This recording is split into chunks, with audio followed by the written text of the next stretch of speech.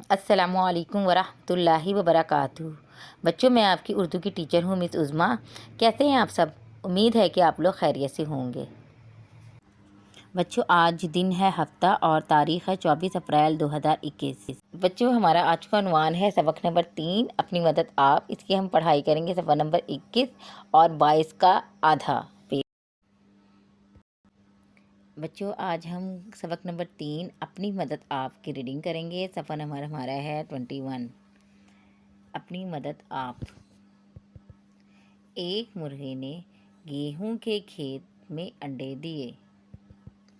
فصل خوب گھنی تھی اور مرغی بہت اطمینان سے 21 دن انڈے دیتی رہی۔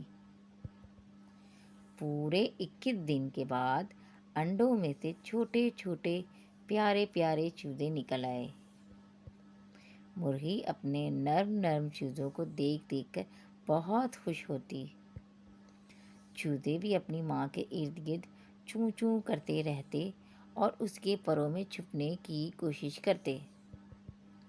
ایک روز جب مرغی دانے دنکے کی تلاش میں جانے لگی تو اس نے اپنے چوزوں سے کہا، ننھے چوزوں، اگر کھیت کا مالک یا اس کے گھر والے آئیں تو ان کی باتیں غور سے سن کر مجھے بتانا کہ وہ کیا باتیں کر رہے تھے۔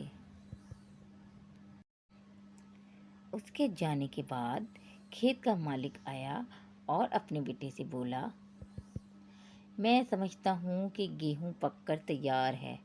کل صبح صبح اپنے دوستوں کے پاس جاؤ اور انہیں کہو کہ کھیت کاٹنے آ جائیں۔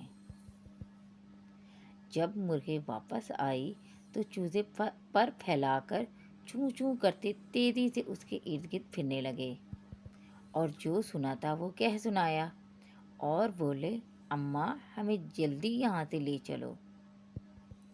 مرغی نے کہا، پیارے چوزوں، فکر مت کرو۔ جس شخص کو اپنا کام کرنے کے لیے دوسروں کا سہارا چاہیے اس کا کام نہیں ہوتا۔ مجھے یقین ہے یہ کھیت کل نہیں کٹے گا۔ دوسرے دن مرغی پھر چلی گئی اور چلتے ہوئے چوزوں سے کہتی گئی، اچھے بچوں، کھیت کے مالک کی باتیں غور سے سن کر مجھے بتانا۔ کچھ دیر کے بعد کھیت کا مالک آیا اور بہت دیر تک بیٹے کے دوستوں کا راستہ دیکھتا رہا، لیکن وہاں کوئی بھی نہ آیا۔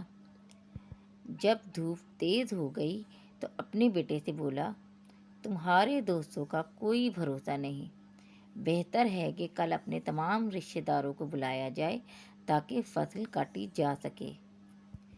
بچوں، آپ نے یہاں تک ریڈنگ کر لینی ہے اور اس کی ریڈنگ کی آڈیو یا ویڈیو بنا کر مجھے جیسو پر سینڈ کرنی ہے، ٹھیک ہے؟ اپنا خیال رکھیے گا۔ اللہ حافظ۔